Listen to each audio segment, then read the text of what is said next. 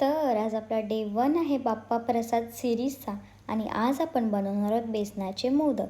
तर त्याच्यासाठी आपल्याला 1 कप तूप घ्यायचं आहे. त्याच्यामध्ये 2 कप बेसन ॲड करायचं आहे. जेवढं आपण तूप घेऊ त्याच्या डबल क्वांटिटीमध्ये बेसन ॲड करायचं आहे.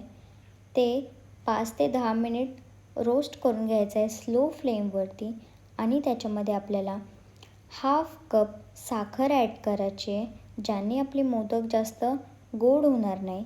साखर मेल्ट झाल्यानंतर 1 कप दूध टाकायचं आहे, ज्याने बॅटर घट्ट होईल आणि आपल्याला मोदकांना आकार द्यायला भेटेल. सर्व मिक्स करून झाल्यानंतर त्याच्यामध्ये हाफ टीस्पून इलायची पावडर टाकायची आहे आणि सोबतच आपल्याला 1 कप दूध पावडर टाकायची आहे, जो खव्याचा काम करेल आणि ज्याने टेस्ट पण चांगली येईल. हे सर्व मिक्स करून आपल्याला 15 ते 20 मिनिट थंड करत ठेवायचं आहे आणि मोदकाच्या साच्यामध्ये त्यांना आकार द्यायचा आहे. तर तुम्हाला मोदकाची रेसिपी कशी वाटली कमेंटमध्ये नक्की सांगा आणि सिरीज कंटिन्यू बघण्यासाठी फॉलो करायला विसरू नका. बाय.